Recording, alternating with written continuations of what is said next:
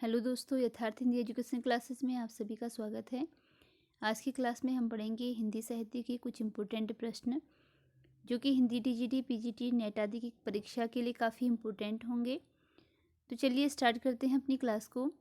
पहला प्रश्न है, सूरदास का जन्मकाल है।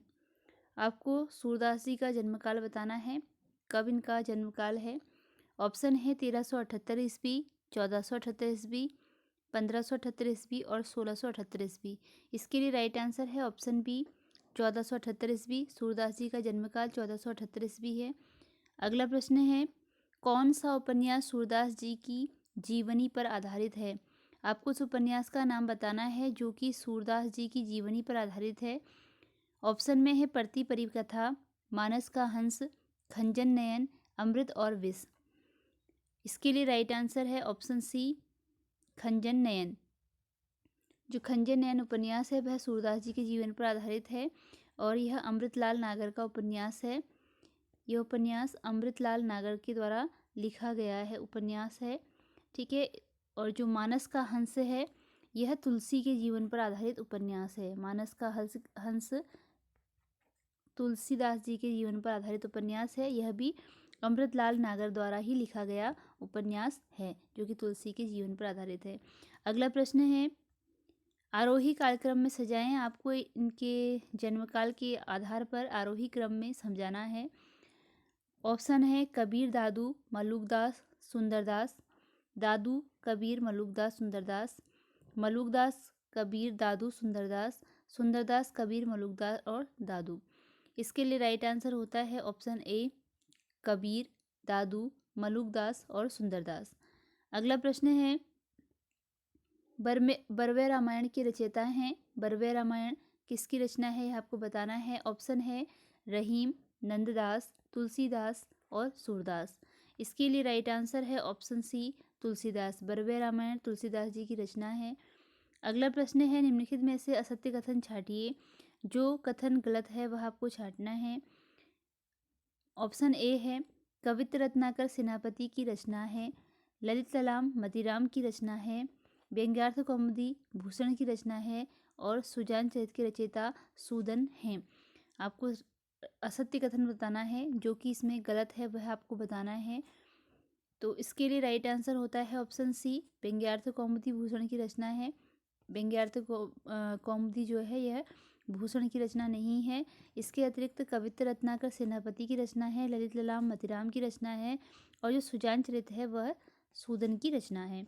अगला प्रश्न है, राम प्रसाद निरंजनी की कृति है। आपको इसमें से कौन सी कृति राम प्रसाद निरंजनी जी की है यह बतानी है।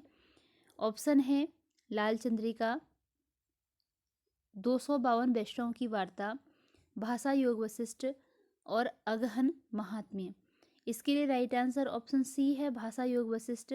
राम प्रसाद निरंजनी की रचना है भाषा योग वशिष्ठ। अगला प्रश्न है, ल किस प्रकार का व्यंजन है। आपको बताना है कि ल किस प्रकार का व्यंजन है। उसमें है, दंत्य है, अंतस्थ है या फिर तालव्य है। और इसके लिए जो राइट आंसर है वो ऑप्शन सी है, अंतस्थ। जो ल है यह अंतस्थ व्यंजन है। अगला प्रश्न है, ऊष्म व्यंजन के अंतर्गत आपके आते हैं स, श और स। ये आपके ऊष्म व्यंजन के अंतर्गत आती हैं। और अंतस्थ के अंतर्गत आने वाले जो व्यंजन हैं वह य, र, ल और व आते हैं। तो जैसे व्यंजनों का एक क्रम है, अगर हम बात करें क से, क ख ग घ, क ख ग घ पहले वर्ग में आते हैं। च छ ज झ दूसरे वर्ग में आते हैं। इसी प्रकार इनके 5 वर्ग बनते हैं। तो जिसमें कि कंठ, तालव्य, मूर्धा, ये क वर्ग, ये कंठ वर्ग के हैं सारे, क ख ग घ। तालव्य वर्ग के हैं च छ ज झ। तो इसी प्रकार इसके क्रम हैं। अगला प्रश्न है, मोई तो, अको, तुमाओ सर्वनाम किस बोली के हैं? आपको यह बताना है कि जो ये सर्वनाम है मोई, तो, अको, तुमाओ सर्वनाम यह किस बोली से संबंधित हैं? और ऑप्शन दिए गए हैं ब्रजभाषा, कन्नौजी, अवधी या फिर बुंदेली। इसके लिए राइट आंसर ऑप्शन डी है बुंदेली। ये बुंदेली बोली के सर्वनाम हैं। अगला प्रश्न है सूची आपको सुमेलित करनी है। सूची आपको सुमेलित करनी है इसमें। फिर आपको व्यंजन के प्रकार, यहाँ पर फिर से आपके व्यंजन के प्रकार आ जाते हैं। द किस वर्ग में आता है, ज किस वर्ग में आता है, स किस वर्ग और घ किस वर्ग में आता है, ये आपको बताना है। ठीक है, तो इसके लिए राइट आंसर देखते हैं। राइट आंसर है आपका बी। इसके जो राइट आंसर है वह बी है। इसके लिए ए यानी कि द जो है वह दंती वर्ग के अंतर्गत आता है। ज तालव्य के अंतर्गत आता है। श ऊष्म के अंतर्गत आता है और घ कंठ के अंतर्गत आने वाला व्यंजन है। अगला प्रश्न है पद्मावत का रचनाकाल है। पद्मावत का रचनाकाल बताना है। कौन से वर्ष में इसकी रचना हुई है? ऑप्शन है 1540, 1556, 1560 और 1680। तो इसके लिए राइट आंसर ऑप्शन ए है 1540। पद्मावत का रचनाकाल 1540 है। अगला प्रश्न है तुलसीदास का जीवन काल क्या है? तुलसीदास के जीवन काल के बारे में बताना है। ऑप्शन आपको दिए गए हैं 1554 से 1680, 1532 से 1623, 1550 से 1650 या 1568 से 1650। इसके लिए राइट आंसर ऑप्शन बी है 1532 से 1623 ईस्वी का जो समय रहा वह तुलसीदास का जीवन काल रहा। अगला प्रश्न है अवध विलास कृति के लेखक हैं। अवध विलास के लेखक का नाम बताना है। ऑप्शन है तुलसीदास, केशवदास, लालदास और ईश्वरदास। इसके लिए राइट आंसर ऑप्शन सी है लालदास। अवध विलास लालदास की रचना है। अगला प्रश्न है कवि गढ़िया नंददास जड़िया किस कवि के बारे में है? कवि गढ़िया नंददास जड़िया किस कवि के बारे में है? ऑप्शन है कृष्णदास, नंददास, सूरदास और Govinddas. Right answer option B है नंददास। अगला प्रश्न है नरसिंह जी का मायरा किसकी रचना है? नरसिंह जी का मायरा किसकी रचना है? मीराबाई, रसखान, कृष्णदास या दामू। तो इसके लिए राइट आंसर ऑप्शन ए है मीराबाई। नरसिंह जी का मायरा मीराबाई जी की रचना है। अगला प्रश्न है रासपंचाध्यायी के रचनाकार हैं। रासपंचाध्यायी के रचनाकार का नाम आपको बताना है। विट्ठल दास, कुंभन दास, चतुर्भुज दास और नंददास। इसमें से रासपंचाध्यायी के रचनाकार कौन है बताना है। और इसके लिए राइट आंसर ऑप्शन डी है नंददास। रासपंचाध्यायी के रचनाकार नंददास हैं। अगला प्रश्न है जयसीकृत पद्मावत की भाषा है। जयसीकृत पद्मावत की भाषा आपको बतानी है कि जयसी ने जो पद्मावत लिखा था वह किस भाषा में लिखा था। ऑप्शन है ब्रजभाषा, अवधी, मैथिली या खड़ी बोली। तो जयसी ने जो पद्मावत की रचना की है वह अवधी भाषा में की है। ऑप्शन बी इसके लिए राइट आंसर है। अगला प्रश्न है खड़ी बोली का अन्य नाम क्या है? खड़ी बोली का एक अन्य नाम है। ऑप्शन है मेरठी, कौरवी, हड़ौती या नांगज। तो इसके लिए राइट आंसर ऑप्शन बी है कौरवी। खड़ी बोली को कौरवी नाम से भी जाना जाता है। अगला प्रश्न है पौमचरियु के रचनाकार हैं। पौमचरियु के रचनाकार का नाम आपको बताना है। इसके लिए राइट आंसर है ऑप्शन बी स्वयंभू। ऑप्शन बी स्वयंभू राइट आंसर है। अगला प्रश्न है भविष्यत कथा के रचनाकार हैं। भविष्यत कथा की रचना किसने की है? इसके लिए है right answer option B Dhanpal. भविष्यत कथा रचना है इसके लेखक धनपाल हैं। आगे प्रश्न है खड़ी बोली को हिंदुस्तानी किसने कहा? खड़ी बोली को हिंदुस्तानी किसने कहा?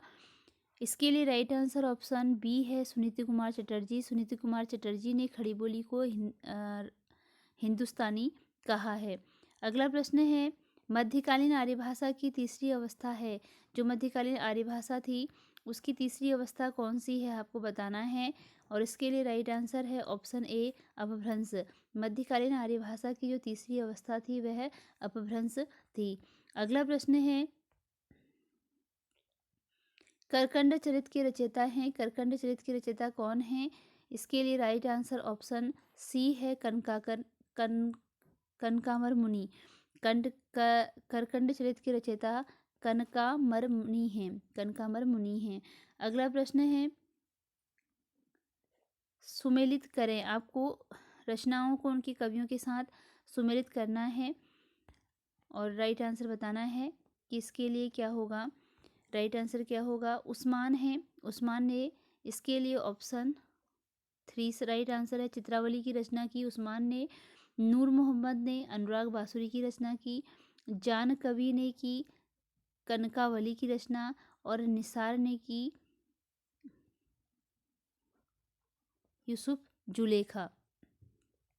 ठीक है, तो इस प्रकार क्या हुआ? ऑप्शन ए राइट आंसर हो गया। उस्मान ने चित्रावली की रचना की है, नूर मोहम्मद ने अनुराग बासुरी लिखी है, जान कवि ने कनकावली तथा निसार ने यूसुफ जुलेखा की रचना की है। अगला प्रश्न है, प ध्वनि का उच्चारण स्थान है। अब आपको प ध्वनि का उच्चारण स्थान बताना है। इसके लिए राइट आंसर बी है, ओष्ठ। प का उच्चारण स्थान जो है वह ओष्ठ है। एक बार हम इनके उच्चारण स्थान को क्लियर कर लेते हैं। ये इस प्रकार होते हैं, क, ता, मु, दन, ओ। इसमें क का मतलब है कंठ, ता का मतलब है तालु, मु का मतलब है मूर्धा, दंत का मतलब है दंती, ओष्ठ, ओ का मतलब है ओष्ठ। अब इसमें आपके कंठ में आते हैं क, ख, ग और घ। तालु में आ जाएंगे च, छ, ज और झ। मूर्धा में आ जाएंगे ट, ठ, ड और ढ। इसमें आ जाएंगे त, थ, द और ध। तथा ओष्ठ में आते हैं प, फ, ब और आता है भ। तो इस प्रकार आपका देखिए जो प ध्वनि है वो ओष्ठ वर्ग में आ रहा है। क, आप इसके पहले पहले अक्षर याद कर सकते हैं, क, ता, मु, दन, ओ। कता, मुदन, ओ। क का मतलब कंठ, ता का मतलब तालु, मु का मतलब मूर्धा, दन का मतलब दंत्य और ओ का मतलब ओष्ठ। और ये इनमें आने वाले वर्ण हैं। तो देखते हैं अगला प्रश्न, निम्नलिखित में कौन सी बोली पश्चिमी हिंदी की नहीं है? इसमें से जो बोली पश्चिमी हिंदी की नहीं है वह आपको बतानी है। ब्रज, खड़ी बोली, बुंदेली और अवधी। तो इसके लिए राइट आंसर है डी, बघेली। यह पश्चिमी हिंदी में नहीं आती है। इसके अतिरिक्त ब्रज भाषा, खड़ी बोली और बुंदेली जो है वो पश्चिमी हिंदी में आने वाली भाषाएं हैं। अगला प्रश्न है, श्रावकाचार रचना किसकी कृति है? आपको बताना है जो श्रावकाचार रचना है यह किसके द्वारा लिखी गई है। तो इसके लिए राइट आंसर है ऑप्शन ए, देवसेन। श्रावकाचार जो रचना है यह देवसेन द्वारा लिखी गई है। अगला प्रश्न है, अवधि के प्रथम हिंदू कवि हैं। अवधि के प्रथम हिंदू कवि कौन माने जाते हैं? इसके लिए राइट आंसर है ऑप्शन ए, भीम कवि। भीम कवि को अवधि का प्रथम हिंदू कवि माना जाता है। अगला प्रश्न है, पंक्ति जानत है वो सृजनहारा रचित है। ये पंक्ति जानत है वह सृजनहारा किसके द्वारा लिखी गई है? इसके लिए राइट आंसर है ऑप्शन ए, नूर मोहम्मद। जानत है वो सृजनहारा, यह पंक्ति नूर मोहम्मद के द्वारा लिखी गई पंक्ति है। अगला प्रश्न है, अमीय मूरीमय चूरन चारु पंक्ति है। यह पंक्ति किसके द्वारा लिखी गई है यह आपको बताना है। अमीय मूरीमय चूरन चारु। और इसके लिए राइट आंसर ऑप्शन ए है, तुलसीदास। यह पंक्ति तुलसीदास द्वारा लिखी गई है।